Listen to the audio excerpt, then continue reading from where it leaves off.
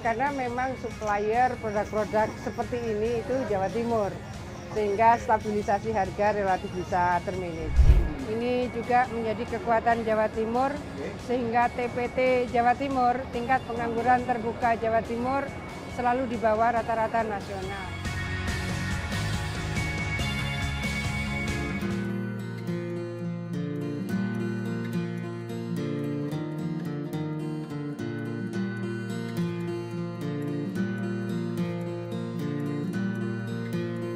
Oke, kalau pagi-pagi memang waktu yang pas buat olahraga, bisa buat masak-masak juga boleh. Tapi kalau sebelum masak itu yang penting adalah belanja bahan makanan. Belanja bahan makanan di mana kalau bukan di pasar? Saat ini saya ada di Pasar Templek, saudara, di Kota Blitar, Jawa Timur. Dan memang ini bukan waktu yang biasa begitu karena memang banyak sekali orang-orang di Pasar Templek Blitar, Jawa Timur. Bukan karena ingin ramai-ramai beli saja, beli-beli barang komoditas pangan, tetapi karena memang ada calon gubernur Jawa Timur nomor urut 2, Ibu Khofifah Indar Parawansa yang juga lagi belanja. Kira-kira mau masak apa ya Bu Khofifah hari ini ya? Kita coba tanya langsung ke Bu Khofifah. Bu Khofifah, assalamualaikum, selamat pagi Bu. Pagi, ini wortel banyak sekali, mau buat sayur buat berapa orang Bu? Biasa kan suka banyak yang seiringi perjalanan gitu, untuk rame-rame aja. Ya. Dan Jadi udah belanja apa aja Bu? Coba kualitasnya, ini menurut saya udah premium loh. Oh oke. Ya. Jadi ini jual di pasar begini ya Bu ya, bukan Ya. di mall-mall? Bukan gitu, ya? ya. Dan ini sekilonya di sini 9.000. Sekilo untuk wortel yang segini 9.000. Menurut saya ini sangat sehat, kualitasnya premium, dan kalau harga terjangkau, seusianya memang anak-anak mendapat asupan gizi yang lebih bagus ya. Betul. Iya. Tadi selain wortel, tadi di sana saya lihat Ibu belanja apa aja sih Bu? Ini cabai merah, pinten? Cabai merah 11.000. Oh, 11 ya. Maaf ya. 1 kilo 11.000 ya?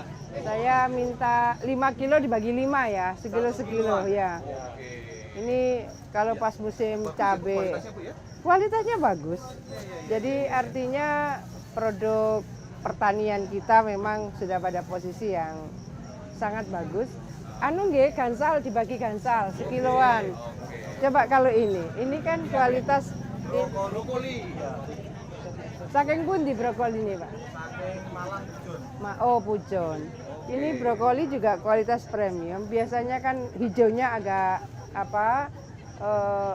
luntur-luntur gitu. Oh iya. Ini juga bagus, kualitasnya sekilo pinten Pak Meniko? 1 kilo 30. Jadi menurut saya kembali bahwa sektor pertanian kita produknya udah pada produk premium. Oke. Ya. Tapi kalau kita ngelihat harga-harga nih Bu, Iya. biasanya jadi keluhan dari emak-emak begitu, termasuk emak saya juga begitu kan kalau soal harga. Ini gimana sih Bu, kalau dinamika harga? Kalau biasanya di terjadi Jawa apa? Timur relatif mungkin ya dari semua pasar di Indonesia, Oke. Jawa Timur paling stabil. Oke.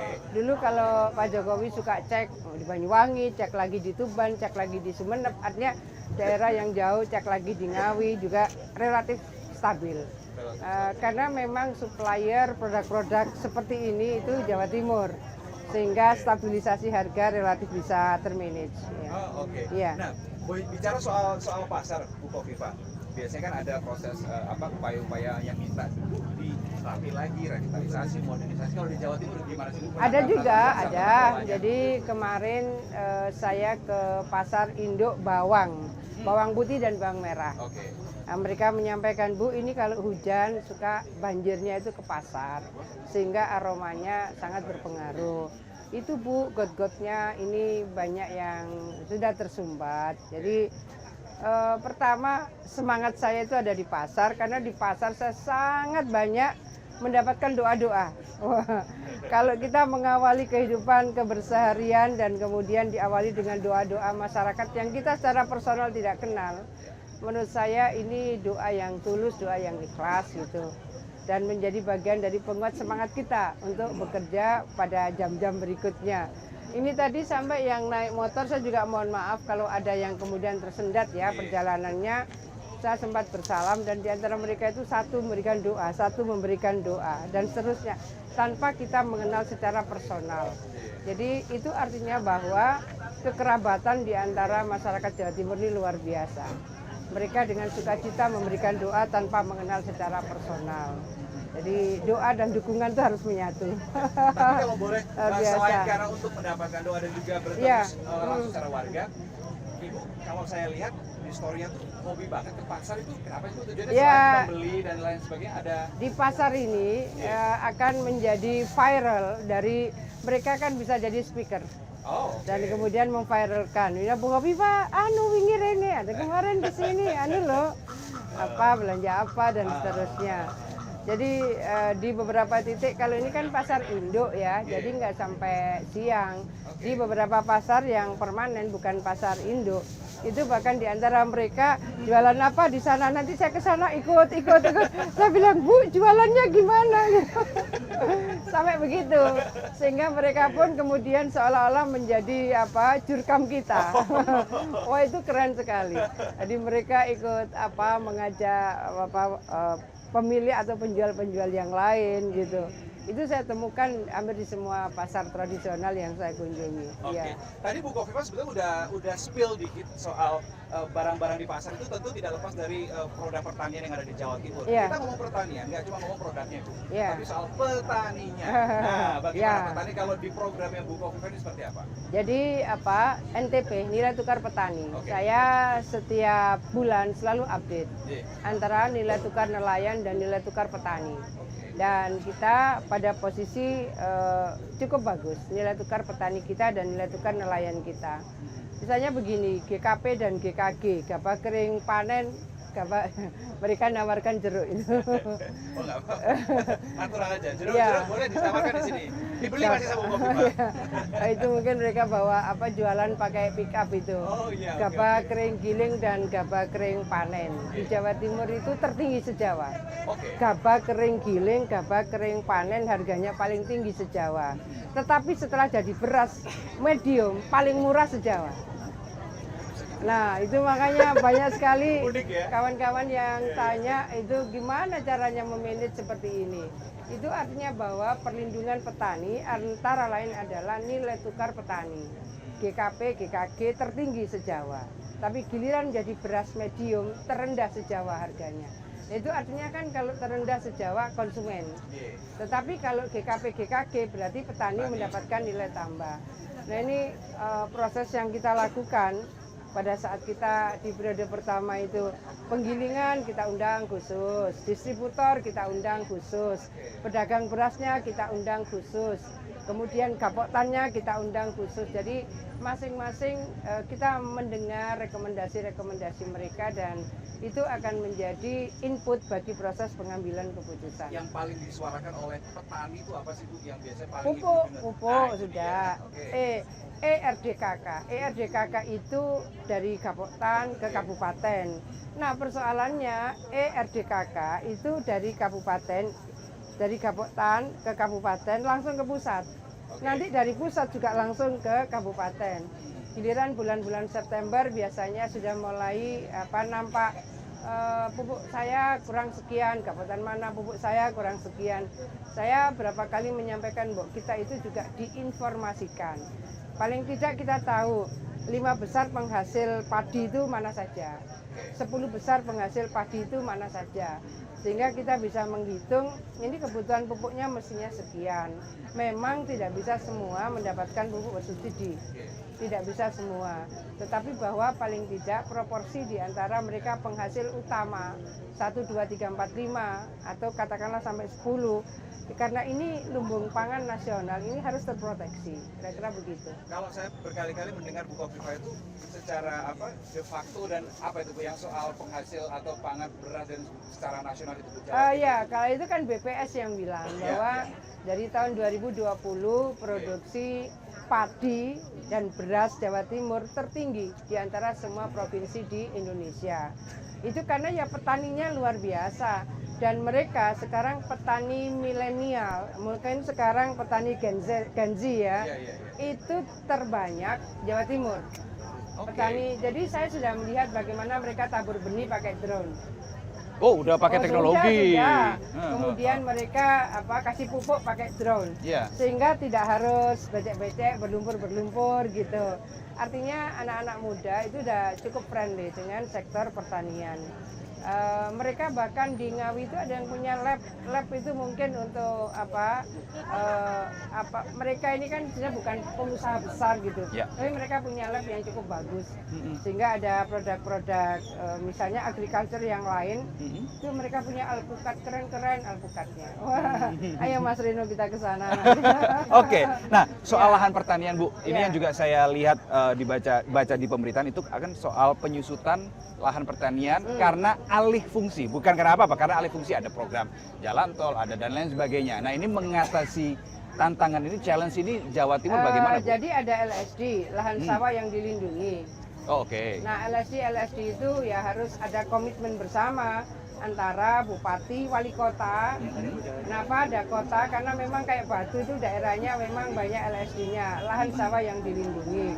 Jadi kita ngukur. Misalnya ada kabupaten tertentu ini nyusutnya banyak gitu. Nah kalau ini nyusutnya banyak, nah proses untuk melakukan konversi itu kan tidak melibatkan Pemprov. Tapi saya biasa melakukan monitoring. Pak nggak ganggu ya? Ini jualan loh. Ngapunten. Kasihkan ngobrol malah. Takut nanti ada yang mau belanja. Ngapunten nggih, badan napa nggih. Nah, jadi kalau mereka sama-sama lah kita melindungi lahan sawah yang dilindungi, LSD. Nah, dari LSD ini kemudian tidak sekedar petanya, tetapi produktivitasnya. Produktivitas ini menurut saya menjadi bagian inheren bagaimana produktivitas dari berbagai sektor agro, termasuk misalnya ada tambak-tambak yang sudah kurang sehat. Nah, tiba-tiba kemudian revitalisasinya sederhana, bikin rumput tambak. Dulu rumput laut itu loh. Rumput laut dan itu ketika ditambak, itu bikin tambak sehat. Dan tambak yang biasanya ikannya harus dipupuk, ternyata sudah sama sekali tidak perlu pupuk karena akar dari rumput laut itu jadi pupuk. Wah keren sekali, dan itu perkembangannya luar biasa. Nah, sekarang ada lembaga dari Australia nambah lagi, ini bisa menjadi energi terbarukan. Wah, renewable energy. Jadi ini tambak yang tadinya sudah kurang sehat, dikasih rumput laut, rumput tambak lah ya sekarang. Itu ternyata menjadi sehat. Nah, kemudian yang biasanya perlu pupuk sekarang tidak perlu pupuk karena dari akarnya. Nah, ternyata itu juga bisa menjadi stimulan untuk bisa menjadi referensi renewable energy, sudah diuji coba. Saya ikut presentasi tim dari Australia itu. Jadi artinya dari apa yang dulu idle, sekarang triple produktivitasnya, luar biasa. Artinya teknologi, jangan pernah anti inovasi. Gitu. Itu dia, benar. Nah, kalau saya teruskan ngobrolnya di sini, ini kasihan ini karena masih harus berjualan. Kita nanti akan geser ke tempat yang berikutnya untuk nyambung pembicaraan. Tapi sebelum kita geser, Bu Kofifa mungkin ada doa atau harapan untuk para pedagang pasar, Bu Kofifa? Bukan, kita mendengar aja. Oh, mendengar ya. Pedagang pasar apa keluhannya Bu Kofifa? Rekomendasinya apa? Pengen gimana untuk ke Bu Kofifa ini, calon gubernur Jawa Timur? Boleh apa, Mas? Untuk pasar ini bagaimana? Iya Mas, pripun? Lo malah grogi masih. Tapi harapannya apa untuk pasar, untuk dagangannya apa? Suaranya jeneng harga-harga, mintanya pripun ke Bu Kofifa?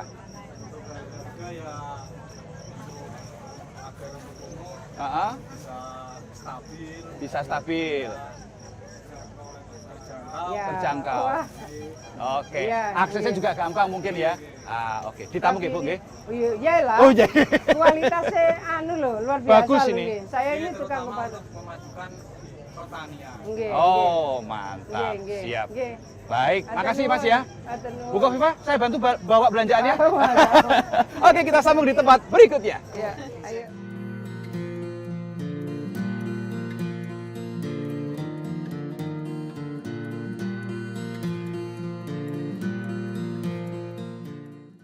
Agenda Ibu Kofifa Indar Parawansa masih terus berlanjut di Blitar, Jawa Timur. Saudara, kalau kita lihat suasananya tadi, kostumnya Bu Kofifa juga ini berarti sudah terkait dengan kegiatan yang religius keagamaan.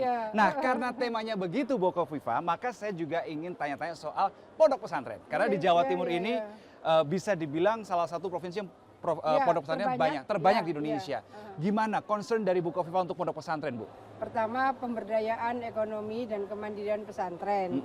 Jadi sejak 5 tahun yang lalu kita mengawali pemerintahan periode pertama, saya dan Mas Emil, kita insya Allah itu inisiasi murni saya, kita menyiapkan program One Pesantren One Product. OPOP. OPOP. Nah, OPOP ini alhamdulillah kita sudah melakukan MOU dengan Islamic Development Bank. Oke. Untuk program pelatihan dan akses permodalan termasuk pasar. Bahkan ketika saya bertemu dengan pimpinan Islamic Development Bank di Jeddah, mereka berkali-kali menyampaikan, Ibu, marketnya bukan hanya Timur Tengah, tapi semua anggota OKI. Jadi ya menurut saya ini market yang luar biasa. Alhamdulillah beberapa produk sudah diekspor. Seperti apa Bu contohnya Bu? Mungkin bisa diberikan ada gambaran. Minuman jadi ini sudah diekspor ke beberapa negara ASEAN. Kemudian kopi, karena kopi ini marketnya gede di luar negeri. Saya kebetulan memang sejak awal sudah menginisiasi communal branding.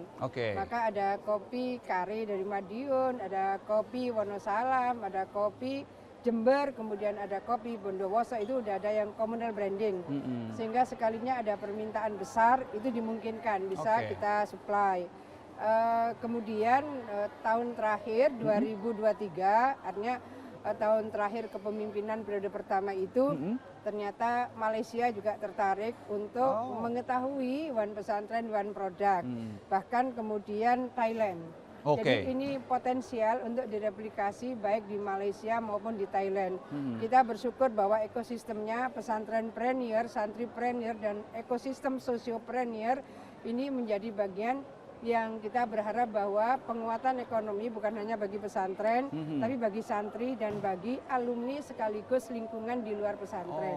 Ekosistemnya seperti itu. Itu dari segi ekonomi dari pondok pesantren, perspektifnya stigmanya bukan hanya soal tentang keagamaan saja, tapi ekonominya juga digerakkan di sini ya. Bahkan, kenapa sih Bu tiba-tiba muncul seperti itu, ingin pondok pesantren itu mandiri atau seperti apa? Karena pada dasarnya pesantren ini memiliki sangat banyak potensi yang masih belum bisa termaksimalkan gitu.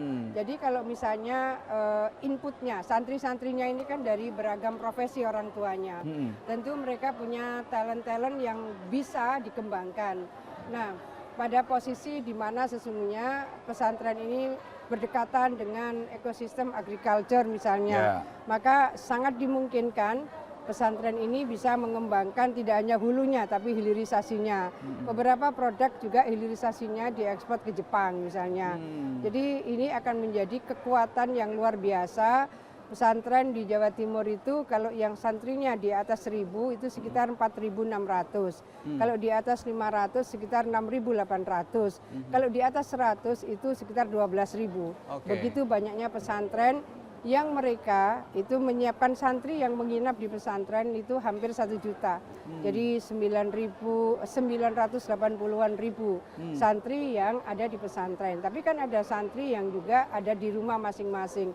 Nah, pada posisi seperti itu, ini adalah sebuah entitas besar dan ini adalah sebuah potensi sosial ekonomi yang besar pula. Itu dari segi ekonomi. Bagaimana soal terkait dengan, karena ini kan semuanya semua zaman sudah digital, teknologi, supaya santri-santri ini outputnya ketika sudah lulus dari pondok pesantren itu, dia juga nggak kaget begitu melihat dunia luar. Oh, ini aku sudah terbiasa kok di pondok itu. Digital IT dan digital ekosistem memang terus kita bangun. Proses literasi di antara seluruh elemen masyarakat Jawa Timur. Tapi yang saya ingin sampaikan justru adalah penguatan SDM pesantren. Karena bersama-sama kita berharap bisa menjemput Indonesia Emas 2045 dengan kualitas SDM yang kira-kira memiliki kompatibilitas yang sama dengan di luar ekosistem pesantren. Oleh karena itu dari guru-guru Madin, Madrasah Diniyah, kita melanjutkan dari Pak Imam dan Pak Dekarwo untuk S1. Kita lanjutkan S2 dan untuk dosen-dosen Ma'had Ali kita sudah punya program S3. Ini adalah bagian dari strategi jangka panjang penguatan ekosistem di pesantren melalui peningkatan kualitas SDM-nya. Terakhir soal pondok pesantren, bukan terakhir dialog karena nanti kita masih harus geser ke satu tempat lagi. Terakhir soal banyak titik hari ini. Bu Khofifah ngajak kita jalan-jalan banget ini. Jadi soal pondok pesantren terakhir Bu, bagaimana kemudian komitmen dari Bu Khofifah nantinya jika terpilih di periode keduanya nanti menciptakan iklim di pondok pesantren yang kondusif, yang aman, no bullying, no kekerasan dan seterusnya. Sudah jalan dari Ning-Ning dan Gus-Gus ini sebetulnya sudah melakukan sosialisasi di berbagai pesantren untuk menyampaikan pesan-pesan humanis, pesan-pesan yang anti bullying. dan pesan-pesan yang membangun integritas sebagai warga bangsa, moderasi dan toleransi. Ini mereka sudah keliling sebetulnya. Tapi bahwa ribuan pesantren tentu kita membutuhkan lebih banyak lagi tim yang akan bisa membangun literasi, termasuk literasi digital, literasi di dalam proses membangun humanisme dan sebagainya. Kita sekarang berada di Kampung Coklat, ini juga salah satu ekosistem dari pesantren premier, dan ini adalah santripreniernya. Ini kan ada pesantren premier, santripreneur dan sosiopreneur. Jadi ini sebetulnya salah satu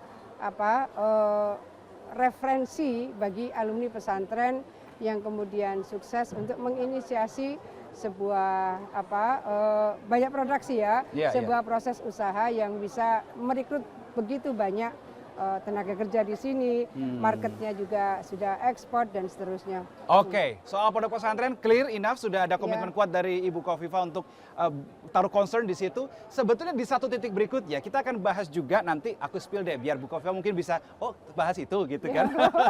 Ini soal kesejahteraan, lapangan kerja, kesehatan, pendidikan. Jangan kemana-mana, pastiin tetap bareng kami, ikutin Jalan Bareng Cagup bersama Ibu Khofifah Indar Parawansa.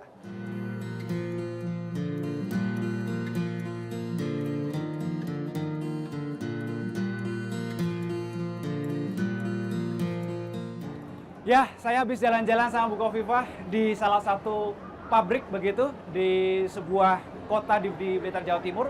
Dan tadi juga hangat banget ya antusiasnya. Bu Khofifah gimana bertemu banyaknya karyawan, pegawai, buruh di tempat ini, gimana Bu Khofifah? Alhamdulillah hampir 96% perempuan. Oke. Dan rata-rata mereka adalah tulang punggung ekonomi keluarga. Dan pabrik ini padat karya. Jadi banyak nilai tambah sebetulnya di antara proses otomatisasi. Otomatisasi di sangat banyak perusahaan yang tidak bisa dihindarkan. Tapi kemudian di sini masih dipertahankan SKT, sigaret kretek tangan, sehingga mereka mempekerjakan karyawan secara padat karya. Ini juga menjadi kekuatan Jawa Timur, sehingga TPT Jawa Timur, tingkat pengangguran terbuka Jawa Timur, selalu di bawah rata-rata nasional. Karena proses rekrutmen yang padat karya seperti ini bisa memberikan ruang bagi mereka untuk bisa mendapatkan pekerjaan. Jadi struktur kepegawaian tadi ada S1 14%. Kemudian ada SMA SMK 67%. Sisanya ada juga lulusan SD 3%. Dan sisanya SMP. Artinya ruang bagi mereka yang kebetulan lulus SD atau SMP di SKT yang padat karya ini tetap ada peluang ruang bagi mereka untuk bisa direkrut. Oke, bicara soal industri padat karya, kita bicara soal ketenagakerjaan, Ibu. Kalau kita bicara ketenagakerjaan, biasanya diperbincangkan adalah soal kemakmuran, kesejahteraan. Kesejahteraan buruh itu nggak cuma hanya upah, Ibu, tapi mungkin tadi ada yang sudah berkeluarga, berarti soal pendidikan anaknya, kesehatan. Ini gimana, Ibu? Kalau Pemprov Jawa Timur, sejak kami periode pertama, saya dan Mas Emil, itu tahun kedua, kita mulai memberikan kuota 5% bagi anak-anak buruh untuk bisa mendapatkan kuota SMA dan SMK negeri. 5%. 5% itu setara 253.000.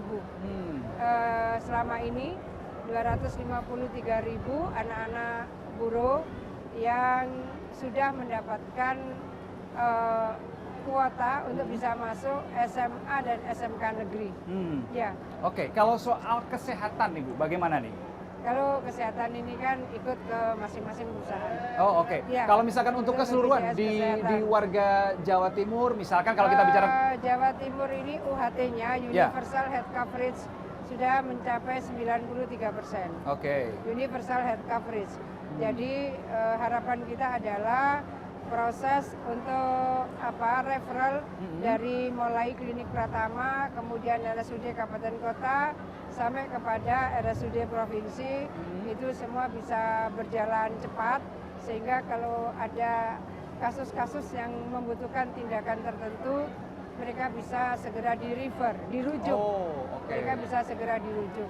Jadi pada tahun 93% kabupaten kota di Jawa Timur sudah universal health coverage. Oke, kalau soal RSUD yang ada di bawah naungannya Pemprov, soal SDM-nya, soal alat-alat kesehatan yang tersedia, bagaimana catatan dari Bu Kofifa? Sebetulnya Pemprov Jawa Timur punya 14 rumah sakit. Memang ada rumah sakit spesialis ya, mata misalnya, kemudian ada rumah sakit jiwa, tapi yang besar untuk bisa memberikan layanan medik kepada masyarakat, 1 Sutomo, kemudian 2 Saiful Anwar, 3 Sudono, 4 rumah sakit haji. Ini rumah sakit yang menjadi rujukan utama bagi daerah. Jadi meskipun universal health coverage, tetapi bahwa untuk bisa dirujuk karena tingkat kesulitan tertentu atau membutuhkan alkes-alkes tertentu, biasanya mereka ke Sutomo, kemudian ke Saiful Anwar, ke Sudono. Jadi tergantung di mana mereka berdomisili, mereka biasanya akan mencari 3 rumah sakit yang ini. terdekat berarti ya dari wilayah mereka yang terdekat. Ada juga di Jember, juga ada. Jadi pada dasarnya universal health coverage ini tetap harus terkoneksi dengan rumah sakit Pemprov yang memang udah kelas A. Jadi Sutomo itu tipe A, Saiful Anwar tipe A. Dan ini akan menjadi penguat bagi proses untuk layanan medik yang mungkin di beberapa rumah sakit masih membutuhkan rujukan, maka bisa dirujuk ke Sutomo dan Saiful Anwar. Oke, kita balik lagi soal bahas ketenaga kerjaan, soal buruh, Bu. Biasanya, mohon maaf nih, setiap 1 Mei itu biasanya ada May Day. Jadi pemerintah ini harus menjadi penengah. Gerakannya gimana, Bu? Di 30 Oktober. Karena 30 Oktober itu harus diputuskan UMK. Nah, itu biasanya UMP-nya, upah minimum provinsi diputuskan gitu. Biasanya kemudian ada dinamika di 30 Oktober dan di awal November. Ya, kita mendialogkan antara buruh dan Apindo. Jadi ini harus ada keseimbangan, bagaimana buruhnya sejahtera, tapi pengusahanya juga bisa mendapatkan profit dari proses yang mereka lakukan. Oke, kita bicara sekarang soal tren kemiskinan, Bu. Kalau data yang saya lihat, ini kan trennya di Jawa Timur terus ada tren penurunan.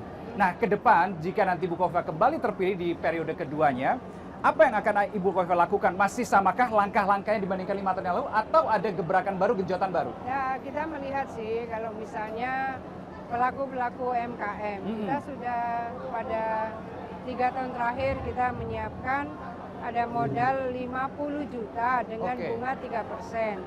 Ini untuk bisa mendongkrak pelaku UMKM di Jawa Timur, karena masing-masing pelaku UMKM kalau dia berkembang, dia bisa merekrut misalnya 2 karyawan sampai 5 karyawan. Kalau UMKM Jawa Timur sekitar 9,8 juta. Kalau 9,8 juta masing-masing, let's say mereka merekrut 1, tahap berikutnya 2, tahap berikutnya bisa sampai 5 dan seterusnya. Kita bisa membayangkan 9,8 juta akan merekrut juga lebih 10 juta karyawan di lingkungan UMKM yang mereka inisiasi. Kemudian kalau misalkan untuk mengatasi kemiskinan, pertanyaan yang muncul, ya ini sebenarnya sama kayak telur dulu atau ayam dulu. Kemiskinan itu lebih baik dikasih ikan atau dikasih pancing, Bu? Lihat, mereka pada kondisi yang powerless atau mereka sebetulnya masih bisa produktif. Dan pasti ada tim yang akan melakukan indikator-indikatornya. Kita kan misalnya ini pada desil 10, desil 20, desil 30, desil 40.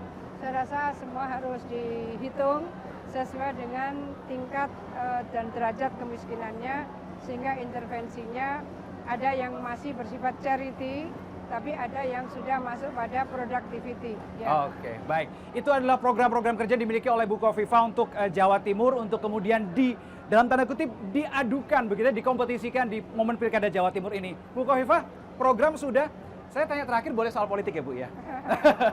Oke, kalau kita melihat ketiga pasangan calon, setidaknya di situ ada Bu Kofifa, ada Mbak Lulu, Mas Lukman, kemudian di paslon nomor 3 ada Gus Hans. Banyak juga yang mengatakan ini ceruk suaranya kurang lebih sama nih, ya kan? Berangkatnya ceruk suaranya, berebut ceruk suaranya juga sama. Bagaimana Bu Khofifah mengomentari hal ini? Enggak, kita dipandu hasil-hasil survei ternyata tidak seperti yang Mas Reno sampaikan.